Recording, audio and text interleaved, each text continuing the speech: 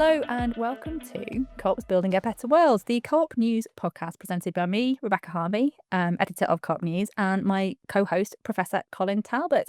Hi, Colin. How are you today? Well, I'm here, which at my age is always a plus. It's good to see you. Good to have you here, Colin. For those who don't know, Co-op News is a magazine and news website about and for the global cooperative movement. And each month, each episode, we'll be taking a look at some of the stories we've published in Co-op News recently. So there's a lot going on with co-ops around the world at the moment, but today we're going to look at 4 stories in particular.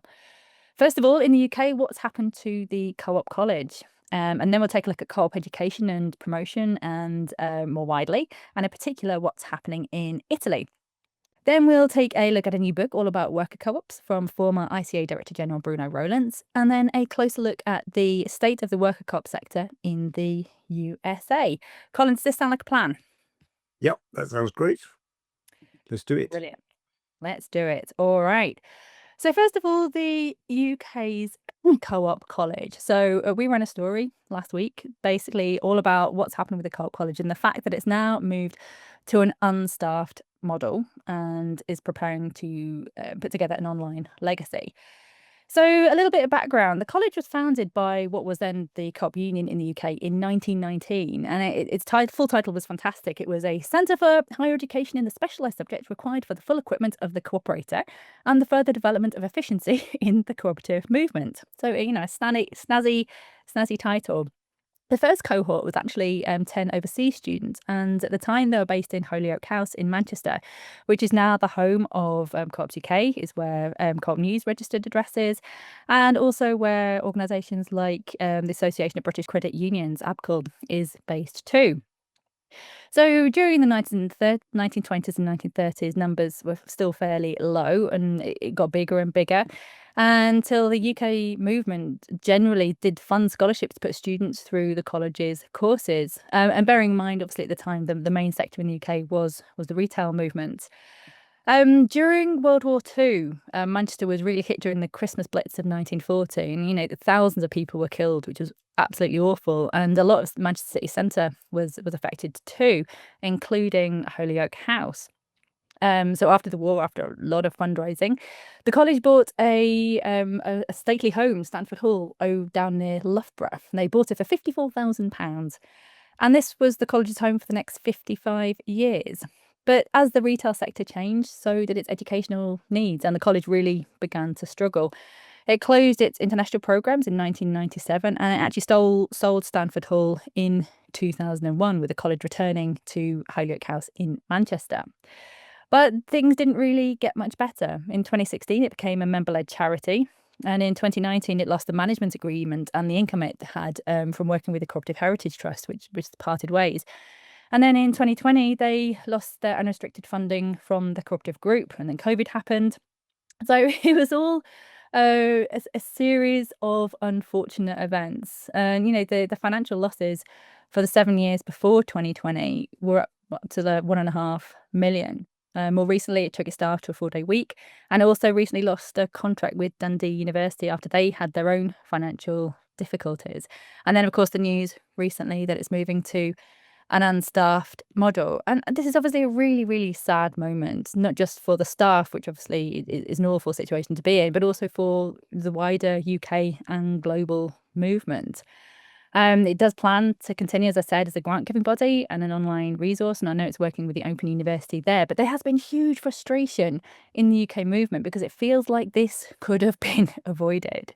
Now, when Stanford Hall was sold, they had an endowment of £4 million. But by 2025, that's now down to 350,000, and that doesn't include the cost of living or inflation. So there's a lot of sadness, a lot of frustration. I know there was a members meeting just before Christmas, Colin, that you went to as a member. In your view, what was the atmosphere like there? Yeah, it was fairly depressing and depressed, to put it mildly. And quite a lot of nostalgia about how the college had obviously been very important to the movement. What was interesting to me was there was no discussion, or very, very little discussion, about what maybe could have been done to save the college, or whether or not it was necessary to do that. There seemed to be a general idea that it wasn't necessary to have something like the college, but it had failed and there was nothing much could be done about it. I mean, it was quite interesting because it's set me thinking about the fact that actually, if you look across quite a lot of industry sectors or sectors of activity, you quite often have a three-way relationship. One is, and I think this is what's happened to the college, is that industries themselves provide most of the education in-house that they want. And I think that's obviously happened with the cooperative movement to some extent, and Co-ops UK has taken on doing quite a lot of cooperative education. The second is that universities do it. And that hasn't happened to the college. In fact, if anything, the reverse has happened. There's been a decline in what was always a very small amount of cooperative education in British universities. There's virtually none now. And the third is you have some sort of school, a specialist school, which things like, fire services, health services, public administration have had in the past, and the co-op movement had its own school. Again, in the UK, it's been very varied. So, for example, in public administration, we had for decades, we had what became the National School of Government, the old Civil Service College at Sunningdale, which is very similar in lots of ways to the Cooperative College. Was closed down by the coalition government 15 years ago, and it's just being reopened, although not at Sunningdale, or re-established by the current Labour government.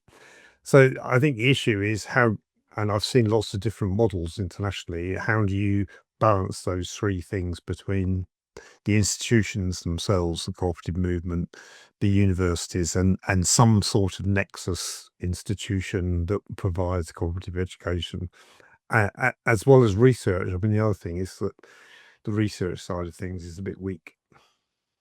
It's interesting you mentioned university because that was another project that the college did look at for a while, and they sent quite a lot of money into exploring the idea of a university specifically for cooperatives, and that, like a number of other projects, was mothballed, which is another shame. And it's also interesting you mentioned Co-ops UK because at some point, especially last year, there was a hope that an agreement could be reached with Co-ops UK, which is, of course, the UK apex body for co-ops in the country. I know that last summer, from what I understand, the college contracted a heads of terms, which formalised its intention to progress a service level agreement over a 3-year period with Co-ops UK. But unfortunately, ultimately, savings couldn't be made. The college needed to be made to achieve that through the SLA, and it's such a shame because it sounds like a lot of work went into this. But despite the fact there's positive engagement and a strong alignment of values, and this is the statement I got from Co-ops UK. It said the structural, regulatory, and financial differences between the two organisations meant that a workable operating model which met the objectives and requirements of both organisations couldn't be achieved. And after careful consideration, the college board of trustees decided not to progress with the service level agreement. So it is a real shame, but it does, as you say, Colin, it raises questions about the future of co-op education, but also questions of accountability, which is a very, very tricky situation to be in. Yeah, I wasn't at all clear from members' meeting what those differences were. I have to say. So, I mean, I just have to accept that it was the case that it was impossible. But I think going forward, what probably needs to be done is having some sort of discussion within the UK movement and to some extent internationally, given the role the UK plays in the international movement, about what sorts of things could be set up here. And I would, partly because my main academic career was in public administration, borrow some ideas from public administration. There's some really interesting models around the world, like in Australia and New Zealand, where they have the Australia-New Zealand School of Government, which involves, I think, 12 universities, the Australian federal government, 3 state-level governments, and the New Zealand government. So it's a networked model that brings them together and shares the risks across those bodies, and it's been incredibly successful. It's been going for about 20 years now, I think. I mean, there are others. Denmark, the local school of government there, doesn't have has a huge premises and no staff. Everybody's brought in, so they have no permanent staff, so they don't have massive overhead costs except for the premises. But everybody goes there because they know there'll be several other local government courses going on at the same time. So it's a chance for all these local government folk to get together. You could do the same sort of thing around cooperation.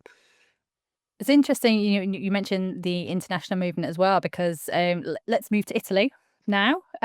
Because this issue we ran an interview with Giuseppe Guerini. He's the president of Cooperatives Europe, and I think that there's quite a lot of things he said there around the promotion and education around the cooperative identity that is absolutely fascinating. Yeah, I think that it's obviously a huge issue for us in the UK because there's virtually no general education about cooperatives from schools right up to universities now. So I think, some important lessons we could learn from various places in Europe where they do things a lot better than we do at the moment. The part that was particularly interesting to me was around he talked about the need to build greater awareness of cooperative identity, because that's quite an interesting thing happening at the moment. The ICA's committee that's looking at the statement of cooperative identity is doing quite a lot of work at the moment, and they had a mandate from the ICA General Assembly and Global Conference in New Delhi. To look at this and figure out what the cooperative identity means for the future of cooperatives around the world. So, as a reminder, the statement on cooperative identity contains basically the definition of what a cooperative is, the values, and the seven cooperative principles. And the ICA is a steward of this statement. And the latest revision was adopted in 1995. Yeah, and I mean, that obviously was 30 years ago. There's been a whole new range of cooperative areas of development, like in IT, platform co-ops, uh, and new areas where young people in particular have been getting involved in small cooperatives doing particular things. I mean, the bicycle co-ops popping up all over the place, for example, but particularly IT, new technology has been a real area of development. So I think obviously, like any statement of principles, it needs revisiting every so often. It's not without its problems though, because it's written into the law of various European and some other countries. So if the statement of principles change, then lots of places are going to have to relook at their legislation. Britain won't have that problem because we haven't incorporated it into any of our laws. That's interesting what you're saying about young people and cooperatives as well, because I was at an event today. It was hosted by the ICA for members, all about actually the ICA strategy, and Dr. Blue Ayer was on the call. So he's the regional director for ICA Asia Pacific region, and he mentioned about how recently the government of India has included cooperatives in its definition of a startup, and he was saying that this actually gives tremendous opportunity to reach out to a new generation which believes in entrepreneurship. Yeah, and, I mean, that's one of the disappointing things about business schools in the UK. We've got 120 business schools, which is a huge development. I mean, I actually came into higher education in 1990 as part of the big expansion of business schools that took place then, so 35 years ago. Um, and it's really interesting that it hasn't incorporated cooperation, even though business schools don't just do business; they do business and public sector and the not-for-profit sector in terms of charities, but they don't do cooperatives.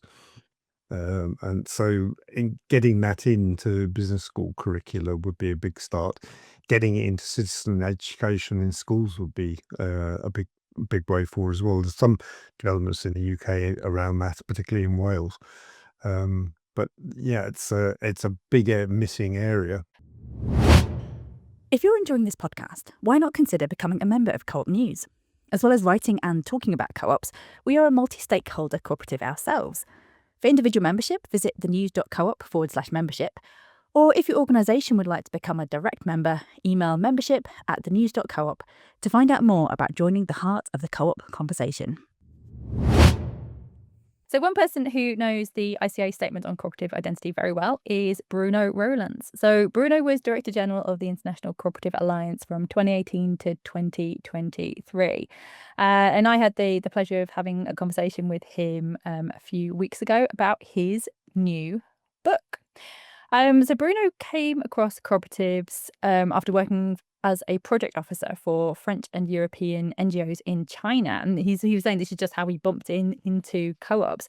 So for years and years, he worked as Secretary General for SECOPA, which is the sectoral organization of the ICA for industrial, artisanal and service co-ops, and also for CCOP, which is a European confederation for industrial service co-ops as well.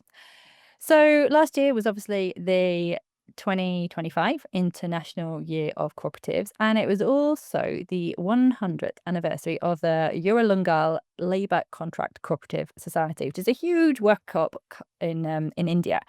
And they approached Bruno with the idea of writing a book on worker co-ops across the world to both coincide with their centenary and also with the IYC. So he did. And it wasn't just him. It was a very, very big effort by a lot of contributors. But here's a book, Cooperativism at Work, Worker-Owned Co-ops Across the World, is published in February. You can pre-order it now, and I think it's out on the 24th of this month.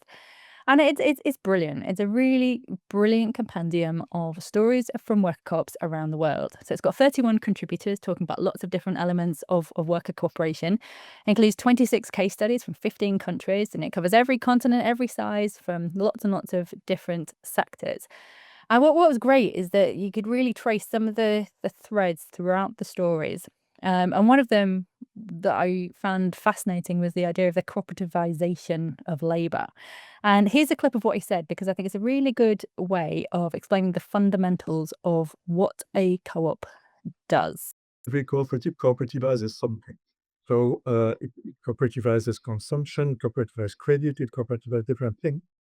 And in this case, but it is cooperatives cooperativize labor, which of course is a very central aspect of life, of society, of the economy. And this is why it is so important. Another thread going through the conversation, or through the book, in fact, was the issue of public policy and legislation, how important this is to providing an enabling environment for co-ops. And he says how, worker co-ops can thrive and multiply in countries where they have favourable public policy and legislation. And he really wanted to emphasise the fact that actually worker co-ops and their growth isn't just about the workers or the organisation or their federations. It's actually a question about to what extent governments want or don't want to develop the worker co-op model, how easy or how hard they make it. And he had a couple of very specific asks for governments based on what the threads were throughout the book. And one of them was to have mandatory indivisible reserves for worker co-ops to really lock value into the organisation, which will then protect them from predatory attitudes, basically, say, helping prevent demutualisation. And actually, he was saying that even within one country, you can see the effect and the impact of having these mandatory indivisible reserves. So in Canada, there are provinces that do legislate for this, and there's provinces where they don't. And you have far more worker co-ops in the provinces where you do have indivisible reserves. He'd also really like to see the development of a series of financial instruments like those found in Italy, where the co-op movement created Cooperazioni Finanza Impresa to implement the Marcora law, which is a fascinating piece of legislation that supports worker buyout. So it basically enables employees to take over a failing or an insolvent business by forming worker co-ops. And Cooperazioni Impresa supports that. And he was saying that, since the law's implementation in 1985, well, between 1985 and 2024, Italy has seen 320 buyouts as a direct result of this Marcora law, which has preserved 10,688 jobs, which is quite impressive. And actually, that's something else that the book really emphasizes, that the scale and strength of the movement. I'm going to play another clip. I mean, first of all, there was a big emphasis on the entrepreneurial strength, and I think that is very important.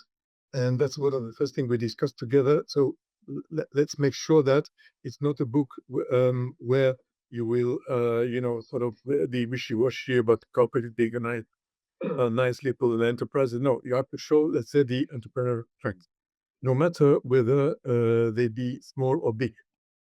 So his point there was that, when they were looking to put the book together and deciding what case study to use, they really wanted to emphasize the entrepreneurial strength. And he said that was one of the things that, they first discussed when they were putting together the ideas. He said, let's make sure it's not a book where you'll be wishy-washy about cooperatives being nice little enterprises. He said, no, you have to really show the entrepreneurial strength, no matter their size and their scale. Another thing I really enjoyed when I was talking to Bruno was how, even though he spent decades of his life working with worker co-ops and working with the global cooperative movement, just the capacity to be awed by what co-ops can achieve and what people can achieve where they work together.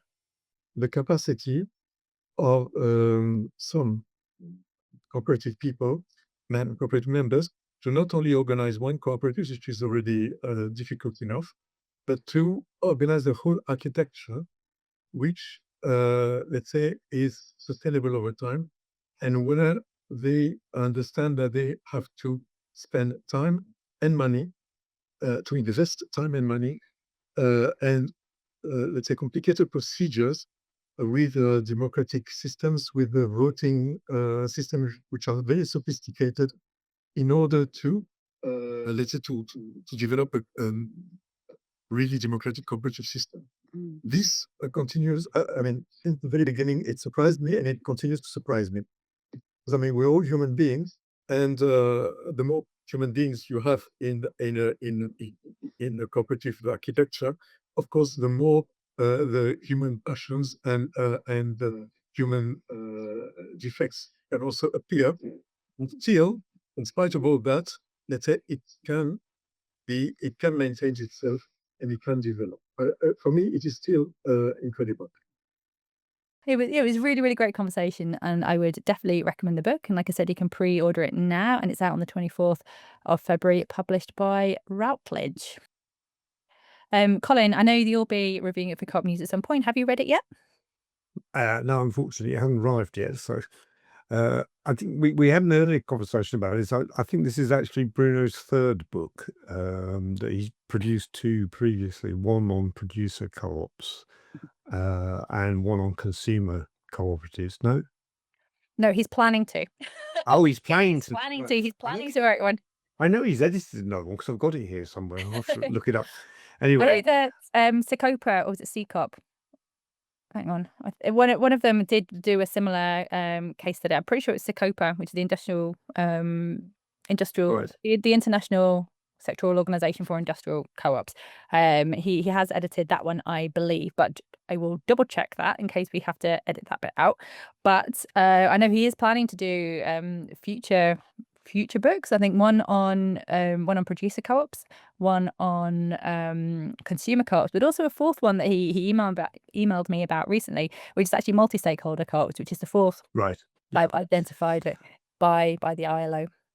I was going to say that. I mean, taking a step back, I mean, one of the interesting things is that if you look at the international cooperative movement as a whole, obviously producer co-ops and consumer co-ops are the dominant forms. Worker co-ops have been a sort of poor relation in quite a few places. We'll come on to that in a minute when we talk about worker co-ops in the US.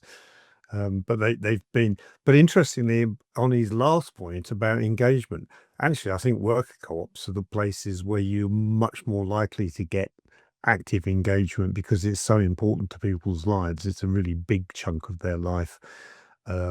Producer co-ops probably as well to some extent. Consumer co-ops much less so because, where you do your shopping for your weekly groceries is less dominant in your life than where you get your salary from.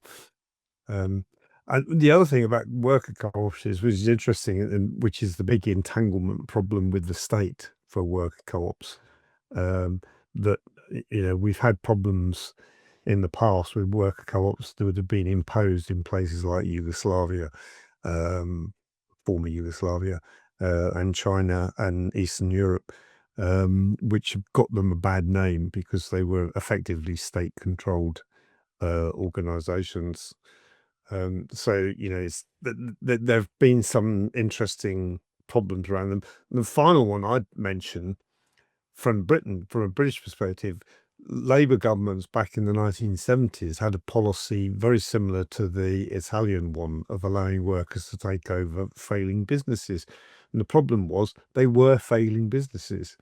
And taking them over as worker cooperatives didn't necessarily make them successful. And there were some pretty spectacular cases where they were taken over as worker cooperatives and then failed, which tended to give the workers' cooperative movement a bad name. And I think it was unfair. Interesting now, certainly in this country, workers' cooperatives seem to be predominantly in new growing areas like IT, like platform co-ops and so on, which is where they're being much more successful and much more entrepreneurial. You mentioned the US sector, so let's move there now, because the state of the worker co-op sector in the US has been published very recently by the Democracy at Work Institute, which was founded by the US Federation of Worker Co-ops about 12, 13 years ago. So, Colin, what did you think of this report? I thought it was very interesting. I mean, again, to put it into the American context, the dominant cooperatives form in America has been producer cooperatives, ironically, mainly in blue Republican states in the Midwest, where farmer cooperatives have been incredibly influential. And people tend to forget that about the US. It doesn't sort of fit the individualistic model of US economic culture. So yeah, it was very interesting. There's been the US worker cooperative sector is fairly small, but there's been some quite spectacular growth. And interestingly, particularly since COVID, and one of the biggest growth areas has been driver cooperatives, which is, as far as I could make out, a reaction to things like Uber and rideshare systems. So that was quite interesting, I thought. And they're growing. And there's several which are drivers cooperatives, which are in the 1 to 3,000 member level. The other thing which I didn't know, is and I was surprised because I've had some contacts in Puerto Rico, is that Puerto Rico, which, as you know, is an American territory but not a state, so they have no political representation. But they do have lots and lots of co-ops. One of the authors of the Darwin report says she lives in Puerto Rico and she drives past about 20 co-ops on the way to take her kids to school. Which is partly historical. Co-ops were introduced to Puerto Rico by the Catholic Church very early on. But it's also partly modern in the sense that it's in state legislation that they are recognized properly, much better than in some American states. But one of the difficulties that they had with collecting information about workers' co-ops in the US is there is no federal information system for them. It's not the only thing. There are no federal information systems for that. In my old area of public administration, there was a huge gap in the amount of information that was collected nationally in the US.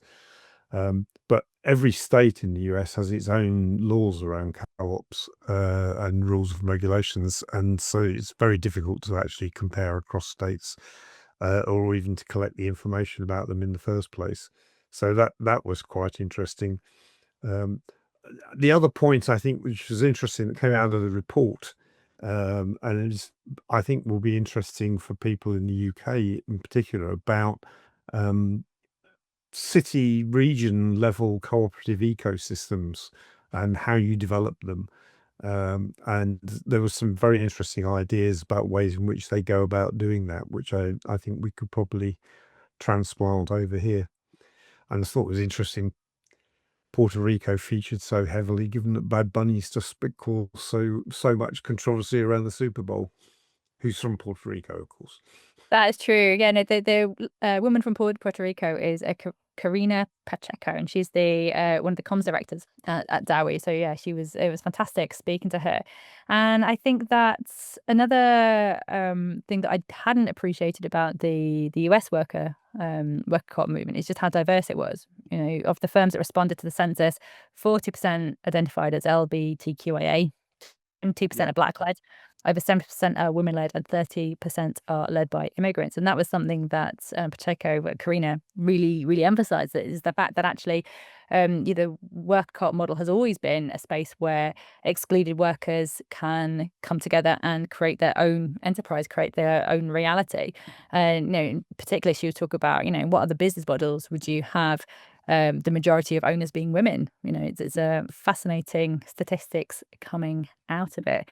I think it's interesting about the culture in the United States that it's something that people, as I mentioned earlier, people think of the United States as being this very individualistic capitalist society, and they forget that actually the United States also has a history of associationalism, going back centuries, and donating to communities. There's an awful lot of voluntary donation. I mean, famously, the former US President Jimmy Carter, well into his 90s, was still going out every summer to help do collective house building. And that's another part of the American tradition which tends to get ignored and is actually very conducive to cooperatives. So it's not surprising that in some areas they're much stronger around cooperatives than you'd expect. Absolutely. And you're right about like coming together. That coming together is vital to a lot of America. And it's interesting that actually the rural electrification of America was driven by cooperatives as well. The co-op model was really promoted as a way to electrify rural areas of America. So I think that's probably about all we've got time for today. And there's lots and lots of things in this issue of co-op news we haven't talked about, like housing co-ops in Scotland, like the Give It platform, cooperative in Spain, and lots more. But one story should probably give a special mention is the one that you wrote, Colin, about how we as humans are cooperative. So do you want to talk a little bit about that? Yeah, sure. Just very briefly. The title of the article is "You Are a Cooperative." Not that you're a member of a cooperative, but you are actually a cooperative. And people don't often think about this, but if you think about it, your body is made up of 30 billion cells or something, and they cooperate. They don't compete to occupy the whole of your body. You'd be very weird if your liver took over everything. They cooperate with one another, and the whole history of life on Earth actually is about increasing complexity and cooperation, both within organisms and between organisms. And it's something that's missed in. There's a sort of mythology that grew up around Darwinism, fueled mainly by the book The Selfish Gene, which is about 50 years old now. Which ignored the fact that actually there's a huge amount of cooperation in nature, and cooperation occurs at all levels, from individual cells up to ecosystems.